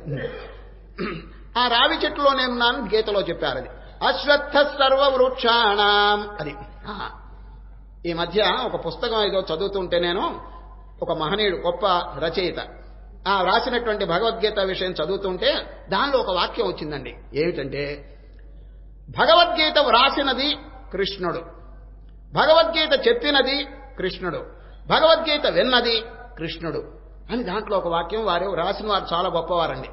ఏంటి ఇట్లా రాసినారు అని చెప్పి నాకు ఆలోచనలో పడ్డానండి. అర్థమైంది. వారు ఏమి చెప్పారు? చెప్పింది, వ్రాసింది, విన్నది భగవద్గీత కృష్ణుడే. ఎట్లా సాధ్యపడుతుందండి? చెప్పింది కృష్ణుడేని అందరికీ తెలుసు. ఏమండి, విన్నది ఎవరు చెప్పండి? విన్నది ఎవరు? అర్జునుడు కదా. అర్జునుడు కృష్ణుడు ఎట్లా అవుతాడని నేను ఆలోచన వస్తే ఈ అధ్యాయంలో మనకి అథారిటీ దొరికిందండి. ఈ విభూతి యోగంలో భగవానుడు ఏం చెప్తారో తెలుసండి. పాండవానాం ధనంజయ, ఓ అర్జున, పంచపాండవుల్లో అర్జునుడును నేను అంటారు చూడండి. అప్పుడు ఏమైంది తెలుసండి? Arjuna is equal to Krishna అయిపోలా మ్యాథమెటికల్ గా. చెప్పండి, పాండవానాం ధనంజయ, పంచపాండవుల్లో అర్జునుడు నేను అని చెప్పి అంటారండి. దీన్ని బట్టి విన్నవాడు అర్జునుడు అయినప్పటికీ సాక్షాత్ కృష్ణ పరమాత్మ యొక్క స్వరూపమేనండి. మరి వ్రాసిన వారు ఎవరండి? వేదవ్యాసులు. భగవద్గీత వ్రాసింది వ్యాసులు. వ్యాసులు కృష్ణుడు ఎట్లా అవుతారండి? ఈ అధ్యాయంలోనే మనకి అథారిటీ ప్రమాణం ఉందండి. ఏమిటి తెలుసిన? మునీనామప్యహం వ్యాస. అర్జున, మునులందరిలో వ్యాసమునీంద్రుడు నేను అన్నాడండి. Therefore Vyasa is equal to Krishna. ఈ విధంగా రాసిన వారండి, కరెక్ట్ గా రాశారండి. చెప్పినవారు, విన్నవారు, వ్రాసిన వారు ముగ్గురు కూడా కృష్ణ స్వరూపులు. అందువల్ల ఈ ముగ్గురు యొక్క కాంబినేషన్ వల్ల అద్భుతమైనటువంటి గ్రంథం ఆవిర్భవించిందండి. అందుచేత భగవద్గీతకి ఇంత మహత్తండి. విన్నవారు అర్జునుడు, రాసిన వారు అందరూ కూడా కృష్ణ స్వరూపులేనండి. ఈ అధ్యాయంలో మనకి ప్రమాణం దొరికిందండి. పాండవానాం ధనంజయ అన్నారు. పంచపాండవులు అర్జునుడు నేను, మునులలో వేదవ్యాసుడు నేను. ఇవన్నీ కూడా ఈ విభూతి యోగంలో మనకి లభిస్తాయండి, ఈ ప్రమాణాలని. ఏపోతే ప్రపంచంలో విద్యలు, అనేకమైన విద్యలు ఉన్నాయండి. అన్ని విద్యల్లో గొప్ప విద్య ఏదైనా ప్రశ్న వస్తే అధ్యాత్మ విద్యానాం. అది అధ్యాత్మ విద్య అంటే స్పిరిచువల్ నాలెడ్జ్. ఇప్పుడు మనం విచారం చేస్తున్నాం చూడండి, అది బెస్ట్ నాలెడ్జ్ అనమాట. అది ప్రపంచంలో అనేక విద్యలు ఉన్నాయి, కానీ మృత్యువుని తప్పించి మానవుడికి అమరత్వమును ప్రసాదించేటువంటి విద్య ఇతరమైన విద్యల్లో ఎక్కడ లేదండి. ఈ అధ్యాత్మ విద్యలో ఉన్నది. అది కనుకనే దీనికి తారక విద్య అనే పేరు పెట్టారండి. అధ్యాత్మ విద్యానాం. ఇక చూడండి, మహనీయుల యొక్క పేర్లు కొంచెం దీంట్లో ప్రవేశించినాయి. భృగు మహర్షి యొక్క పేరు దీంట్లోకి వస్తుందండి. ప్రహ్లాదుని యొక్క పేరు దీంట్లో ప్రవేశించిందండి. ఎంత పుణ్యమాచరణ, ప్రాతస్మరణీయులండి వీళ్ళందరూ. రాక్షసులు, దైత్యులు అనేక మంది ఉన్నప్పటికీ ప్రహ్లాదశ్చాస్మి దైత్యానాం. అది ఈ విధంగా అనేక విషయాలు దీంట్లో చెప్పినారు. యజ్ఞం చూడండి, యజ్ఞములు అనేక ఉన్నాయి కదండి. ఏమిటి చెప్పండి? రాజసూ యజ్ఞం, అశ్వమేధ యజ్ఞం, ఇంకా అనేకమైనటువంటి యజ్ఞాలు ఉన్నాయి. ఇవన్నీ స్వల్పమైనటువంటి ఫలాలు కలుగు చేసేవండి, ప్రాపంచిక ఫలాలు కలుగు చేసే యజ్ఞాలండి. కానీ ఒక యజ్ఞం ఉంది, చీపెస్ట్ అండ్ బెస్ట్ అంటున్నారు శ్రీకృష్ణుడు. చీపెస్ట్ అంటే చవక, ఏమి ఖర్చు లేదండి. ఇప్పుడు అశ్వమేధ యాగం చేయాలంటే అంగబలం, అర్థబలం ఎంత కావాలి చెప్పండి. ఇది ఒక యజ్ఞం ఉన్నది, దానికి ఏమి ఖర్చు లేదండి. అదేమిటో తెలుసండి, కృష్ణ పరమాత్మ ఈ అధ్యాయంలో చెప్పారు. యజ్ఞానాం జపయజ్ఞోస్మి. జపం లేక ఒక మాల చేసుకోండి, ఓం నమ శివాయ. ఏమైనా దీంట్లో ప్రయాసం ఉన్నదా చెప్పండి. ఇది అన్నిటికంటే, అన్ని యజ్ఞముల కంటే గొప్ప ఫలం కలుగు చేస్తుందండి. చీపెస్ట్ అండ్ బెస్ట్ అన్నారు. అది చవక, అన్నిటికంటే గొప్ప ఫలం. ఏమండి, ఈ యజ్ఞం ఎందుకు ఆచరించకూడదు? అందరు ఇళ్లలో చక్కగా ఒక జపమాలు తీసుకుని ఆ భగవంతుని యొక్క నామం ఎందుకు జపం చేయకూడదు? పరమాత్మ యొక్క వాక్యంలో మనకి విశ్వాసం ఉంటే ఇది అన్నిటికంటే గొప్ప ఫలితం కలుగు చేసే యజ్ఞం అని చెప్పి వారు చెప్పినప్పుడు, ఇంకా ద్రవ్య యజ్ఞం, తపో యజ్ఞం, యోగ యజ్ఞం, ఈ అర్థయజ్ఞం, ఇవన్నీ ఎందుకు చెప్పండి? అది వాటితో ఊరికే కర్మకాండ సంబంధమైందంతా దూరంగా పెట్టి ఈ మనకి మోక్షమును ఆత్మజ్ఞానాన్ని భగవంతుని యొక్క అనుగ్రహాన్ని కలుగు చేసేటువంటి ఈ జపయజ్ఞం తప్పకుండా ప్రారంభించడం మంచిదండి. అది యజ్ఞానాం జపయజ్ఞోస్మి. ఈ విధంగా చాలా విషయాలు బోధ చేసి ఆఖరికి ఏం చెప్పారు తెలుసండి, అర్జున ఏమైనా అంతం ఉన్నదా దీనికి? ఈ విధంగా చెప్పబోతుంటే దెర్ ఇస్ నో ఎండ్. భగవంతుని యొక్క విభూతులను గురించి వర్ణించుకుంటే ఎక్కడైనా అంతం ఉన్నదండి. ఆ వాక్యం చెప్తున్నారు, నాంతోస్తి, దెర్ ఇస్ నో ఎండ్, దీనికి ఏం అంతం లేదు. నాంతోస్తి మమ దివ్యానాం విభూతీనాం పరంతప ఏషదూద్దేశతః ప్రోక్తో విభూతేర్విస్తరో మయా. ఏదో కొద్దిగా చెప్పాను, సంతృప్తి పొందండి. ఇప్పుడు సారభూతమైనటువంటి ఒక వాక్యం చెప్తున్నారు, యద్యద్విభూతిమత్సత్వం శ్రీమదూర్జితమేవ తత్తదేవావగచ్చత్వం మమ తేజోంశ సంభవం. అర్జున, ఇంకా ఎక్కువ ఎందుకు చెప్పాలి, ఒక్క వాక్యం చెప్తున్నాను విను. ఏమిటంటే, ఎక్కడెక్కడ ఉత్సాహం, ఎక్కడెక్కడ ఉల్లాసం, ఎక్కడెక్కడ ఆనందం ఉన్నదో అక్కడ నేను ఉంటాను అని జనరల్గా చెప్పేశారండి సార్. వస్తువులన్నీ అక్కడక్కడ చెప్పి జనరల్గా చెప్పేస్తున్నారు. ఏ ఇంట్లో ఆనందం, ఉల్లాసం, ఉత్సాహం, ధైర్యం, నిర్భయత్వం, సాహసం ఇటువంటిది ఉంటుందో అక్కడ నేను తప్పకుండా ఉంటాను అని జనరల్గా చెప్పారు. యద్యద్విభూతిమత్సత్వం శ్రీమదూర్జితమేవ తత్తదేవావగచ్చత్వం మమ తేజోంశ సంభవం. అది ఎవరింట్లో దిగులు, దుఃఖం, ఏడుపు, చీకాకు, సోమరితనం, బద్ధకం ఉంటాయో అక్కడ నేను ఉండను. అక్కడ ఎవరుంటారు మరి? దయ్యం. దేవుడు ఉండడండి, దయ్యం ఉంటుంది అక్కడ. ఈ విధంగా కొంపలండి అంధకార బంధురం అయిపోతున్నాయండి. ఆ కృష్ణ పరమాత్మ యొక్క ఉనికిని ఎందుకు తెచ్చుకోకూడదు అక్కడ చెప్పండి? ఆ ఆప్టిమిజం అంటారండి దీన్నే. ఆప్టిమిజం అంటే ఆ ధైర్యము, నిర్భయత్వము, ఆనందము, ఉల్లాసము ఇది ఎక్కడ ఉంటుందో అక్కడ భగవంతుడు ఉంటాడండి. అది ఉత్సాహం, శాస్త్రంలో చెప్పిన ఇంకో శ్లోకం చెప్తాను. ఉత్సాహం, సాహసం, ధైర్యం, బుద్ధిశక్తి, పరాక్రమ షడేతే యత్ర తిష్టంతి తత్ర దేవోపి తిష్టతి. ఈ 6 ఎక్కడుంటాయో అక్కడ భగవంతుడు కాపరం ఉంటాడని శాస్త్రవాక్యం ఇంకోటండి. ఏమిటి చెప్పండి? ఉత్సాహం, సాహసం, ఆ వాక్యమే ఇక్కడ చెప్తున్నారు. ఇక లాస్ట్ వర్స్ ఏమిటో తెలుసండి, అథవా బహునైతేన కిం జ్ఞాతేన తవార్జున విష్టభ్యాహమిదం కృత్స్నం ఏకాంశేన స్థితో జగతు. అది లాస్ట్ అండి. ఇప్పుడు నేను చెప్పిన శ్లోకం చివరి శ్లోకం. దాని అర్థం ఏంటంటే, ఈ జగత్తంతైన కూడా నాలో ఏకాంశం అన్నారండి. ఏ పార్ట్ అండ్ పార్సల్. ఇంకా భగవంతుని యొక్క స్వరూపం ఎంత ఉందో మీరే ఆలోచించుకోండి. Whole universe is a atom, అది ఇన్ గాడ్. అది ఆ భగవంతుల్లో. అథవా బహునైతేన కిం జ్ఞాతేన తవార్జున విష్టభ్యాహమిదం కృత్స్నం ఏకాంశేన స్థితో జగతు. ఈ కనిపించే ఈ బ్రహ్మాండవంతైన కూడా ఆ పరమాత్మలో ఒక చిన్న అణు. ఇంకా ఎంత స్వరూపం ఉన్నదో అది రేపు మనం చక్కగా వింటామండి. ఇంత అనంతమైనటువంటి స్వరూపంలో ఈ మానవుడికి అహంకారం ఏమిటి చెప్పండి? చెప్పండి కొంచెం. మానవుడు నన్ను మించిన వాళ్ళేడని ఏదో కొంచెం చదువు, కొంచెం ధనం, కొంచెం సౌందర్యం, కొంచెం అధికారం, ఈ విధంగా కొన్ని పొంది నన్ను మించిన వాళ్ళేడని చెప్పి అహంకరించడం అనేది న్యాయమేనా చెప్పండి? ఒక్కసారి ఆకాశం వంక చూడండి, అహంకారం తొలగిపోతుందండి. ఇది కొందరికి చెప్పే సలహా అండి. ఇది ఎవరికైనా అహం కలిగితే ఒక్కసారి అమావాస్య నాడు ఆకాశం చూడండి, లేకపోతే నేల మీద పాకే చీమల్ని చూడండి, చీమల్ని. అప్పుడు తెలుస్తుంది, అహంకారం వదిలిపోతుంది. ఇటువంటి దుర్గుణాల వల్లనే ఆ చీమలు, వాళ్ళు పూర్వం ఎటువంటి జన్మలో ఈ చీమలుగా పుట్టారు వాళ్ళు. చూడండి ఎంత దౌర్భాగ్యం. ఆ అనంతమైనటువంటి ఆకాశంలో ఈ భూమి ఎంత చెప్పండి? మీరు ఎస్ట్రానమీ అంటే ఖగోళ శాస్త్రం చదివి ఉంటారు కదా. ఒక్కసారి ఆలోచించండి, సూర్యుని పక్కన మన భూమి ఎంత చెప్పండి? సూర్యుని పక్కన అట్లాస్ లో చూడండి, సూర్యుని పక్కన మన భూమి ఎంతండి? చిన్నదండి. మన భూమి 9 గ్రహాల్లో ఒక గ్రహం అండి ఇది. ఈ గ్రహం యొక్క దీని విస్తీర్ణం ఎంతో తెలుసండి, 24,000 మైళ్ళు అండి. 24,000 మైళ్ళు సర్కంఫరెన్స్ కలిగినటువంటి ఈ భూమి ఏమండి సూర్యుని పక్కన చిన్న చుక్కలాగా ఉంటుంది. ఇంకా సూర్యుడు ఎంత పెద్దవారో చూడండి. అది ఆ సూర్యుడు ఈ అనంతమైనటువంటి విశ్వంలో ఒక చిన్న చుక్క. చూశారు? ఇంకా ఎంత ఆకాశం ఉన్నది, ఎన్ని గ్రహాలు ఉన్నాయి. ఈ విశ్వంలో మన సూర్యుడు ఎంత చెప్పండి? ఆ సూర్యుడి దగ్గర మన భూమి ఎంత? ఆ భూమిలో మన ఆసియాఖండం ఎంత? ఆసియాఖండంలో ఇండియా ఎంత? ఇండియాలో ఆంధ్రప్రదేశ్ ఎంత? ఆంధ్రప్రదేశ్లో ఈ జిల్లా ఎంత? జిల్లాలో మీ ఇల్లు ఎంత? ఇంట్లో మీరెంత చెప్పండి?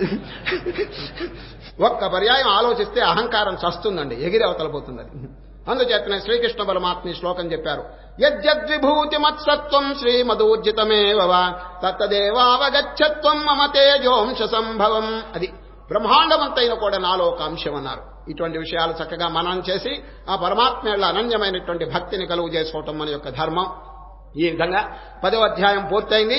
రేపు 11వ అధ్యాయం విశ్వరూప సందర్శన యోగమును గూర్చిన విచారణ జరుగుతుంది.